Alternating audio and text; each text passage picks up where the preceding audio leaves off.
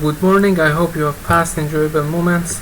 Today we are going to configure, flash and run the Lorawan packet transmission via STM32 L072Z to the Thing Industrial Network server. Let's start. First we need to choose and install the best tool or toolchain to set the Lorawan keys to the device or your board. So the best thing that based on my study I found is the Cube-IDE tool. So in this link you can find the software and based on your operating system download it. So I downloaded it in my Linux via this link, and here is the latest version. So also is able here to choose another versions and download it. And then let me show you, there is another page. You should it is necessary to register before you can download the tool, and finally you are able to download it here. Another thing that we need is let's say Lorawan example, which includes the code of the Lorawan that you need to flash or upload it to your device. So we can download it from this link. As you can see it, Lorawan software exemption for STM32 Cube, and here you can get this example. Okay, previously I have downloaded these two things, and furthermore we will flash the configured example to your device, and then we need to choose the terminal tool for tracking the packets or see the packet transmission or what is going on your board. Here I used the Cube-IDE and the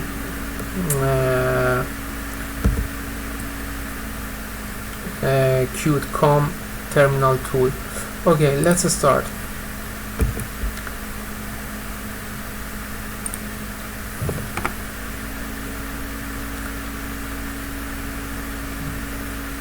First I start the STM Cube-IDE.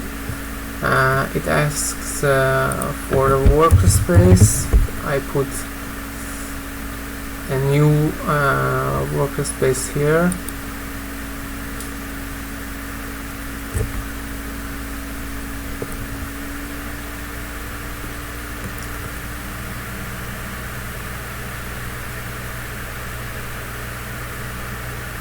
Okay, we don't need this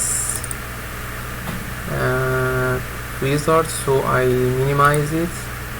Okay, now I go to import project, and in general import AC6 system workbench directory where I have put the Lorawan example and project. You can see this is the model of the board exactly. There are also other boards, but we don't need them, so because this example also is working for other Nucleo boards that you can see there here. So just we need to use our board here. Go to Lorawan. There are two applications, Lorawan-end-node and Lorawan-at-slave. At-slave is just useful for setting parameters or keys through add commands and manually send or transfer the packets through the add commands. Just we need the Lorawan-end-node application, so we just choose this one, and click on finish to import, and okay, as you can see there is a yellow triangle here. There is a warning. It is because the function the include pass is not recognized by the application. So if I try to compile it, you can see an error here. Let's see.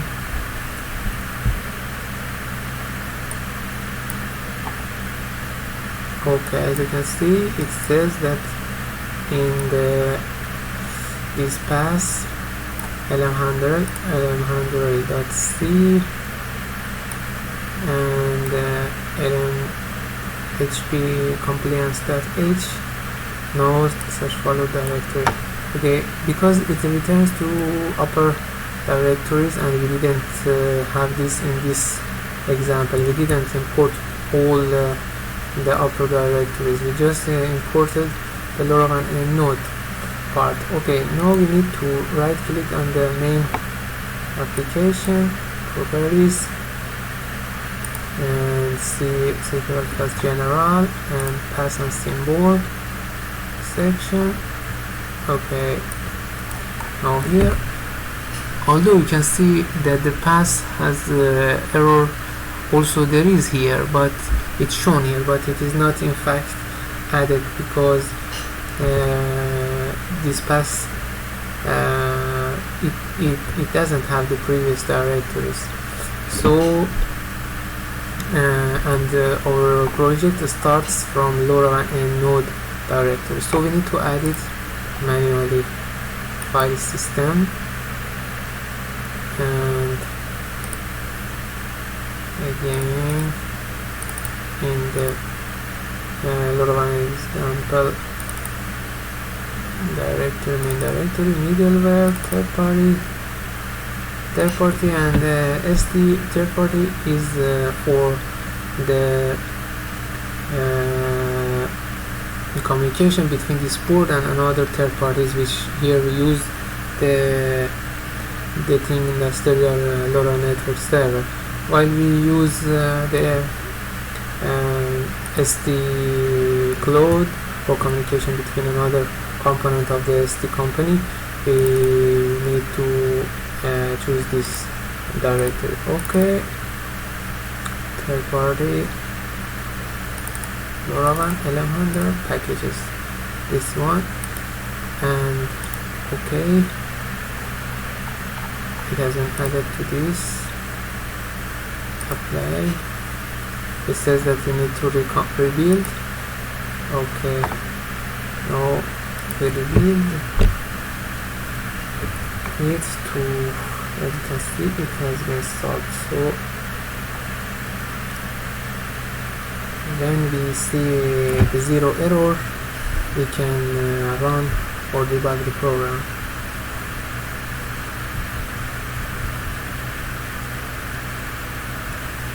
It is important that we can also use this tutorial for the Lorawan-at-slave node by importing that Lorawan-at-slave directory and do the same procedure with that one.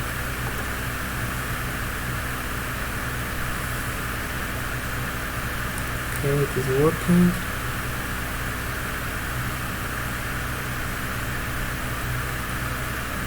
Okay, zero errors, and now we are able to set the parameters also here. If we have the keys of the Lorawan device, we can go to LoRa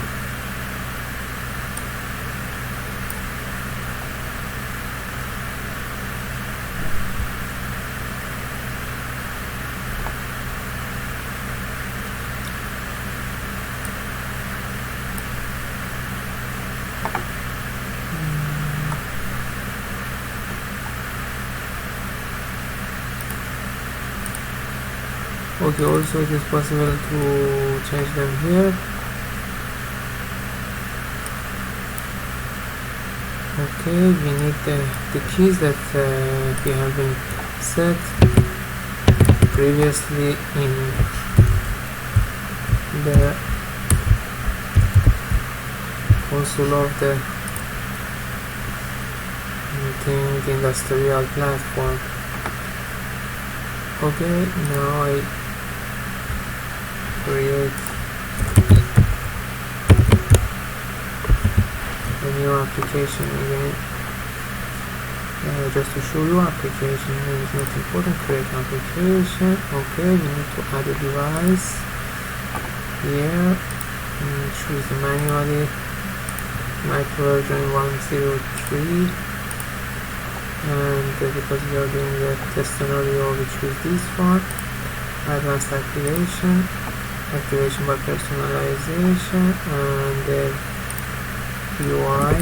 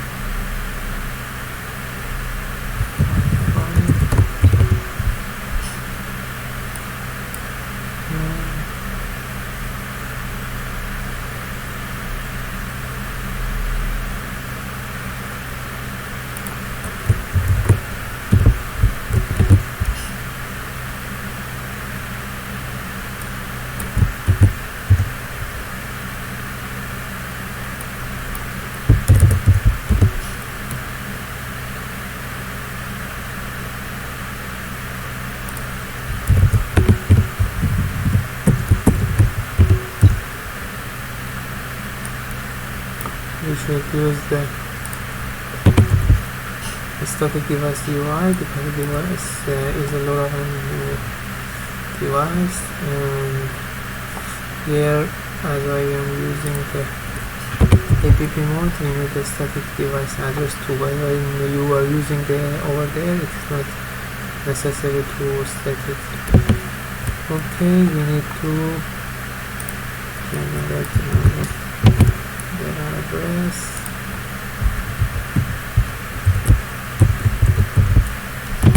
And application session here, which is here.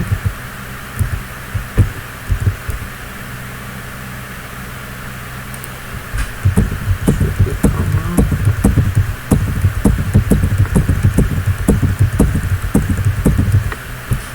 And finally network session key.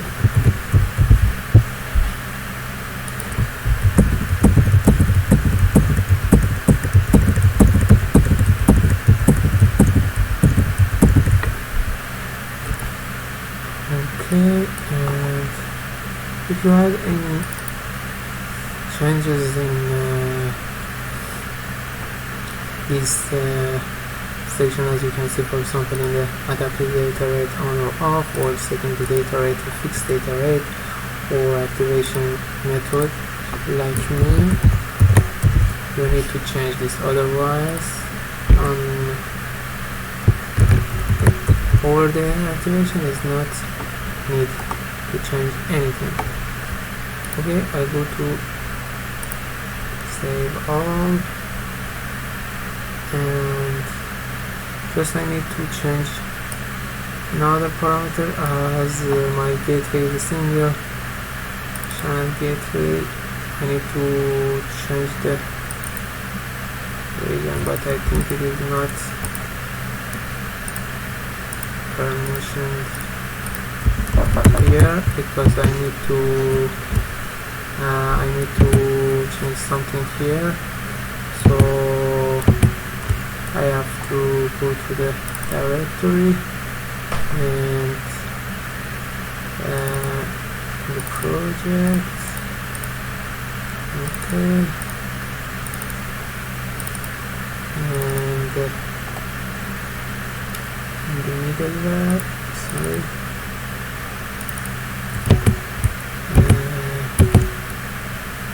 the project path is middleware,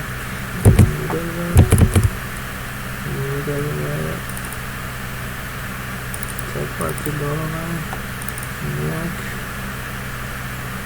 legend, but it needs to access the root directory, root permission, because they are with the root access. So we need to change the parameters in legend UI. I will go there and go to this, because my gateway just transmit the packets in this channel, so I need to change it here and save it. Then here it says there are some changes happen. You don't need to change anything in this Cube-IDE. Okay, now we have to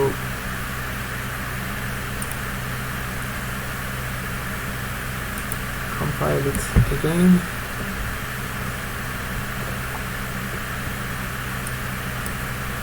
And it's 0 errors, you can see. So now you're able to clicking on this, flash it to the board. But please note that the parameters in this page should be as this: auto start local GDB server, the debug code should set to the ST-Link GDB server, and interface is WD, and the frequency auto, and all the things should be like this. Okay.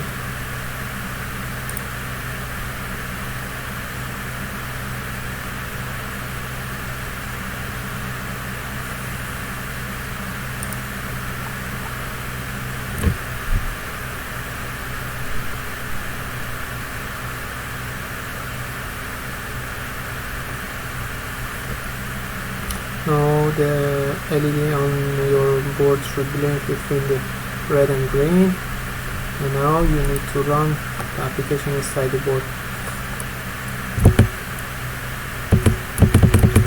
Using the terminal tool, I can check what happens, or which frequencies are the packet transferring to. So meanwhile I can check on the TTN, register the device here, and let's see the gateway. Okay, it is receiving from this their address, which is the address which we set the parameters here, as you can see. So they should be visible also in our custom. Okay, as you can see, that is the first uplink shown here. Also there is a front payload, which is and you can decode it using the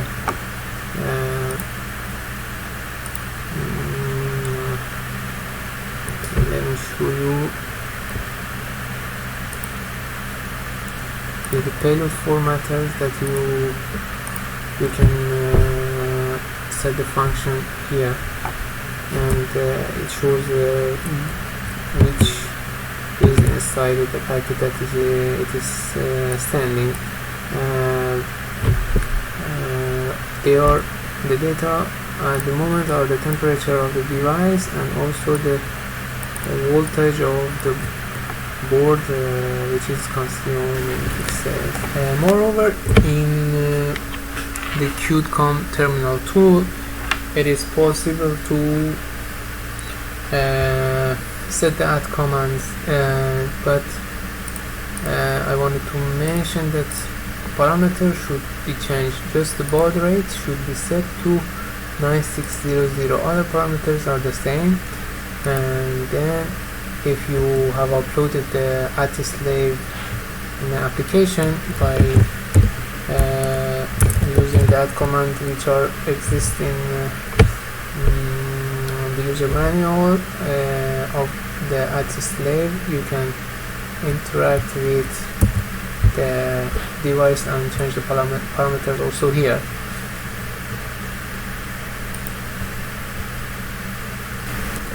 There is another point that while the first time you want to flash this board, I mean the L072Z-LRWAN STM32, maybe here you can see the page which wants to upgrade the firmware. So you can simply choose the upgrade and upgrade it with no problem, and it works perfectly. I also put the user manual of the necessary components in the below of this video. Thank you. Okay, that's all. If you enjoyed this video, please give it a thumb up. To see more videos like this, please consider subscribe. As always, I hope you see you next time. Thank you.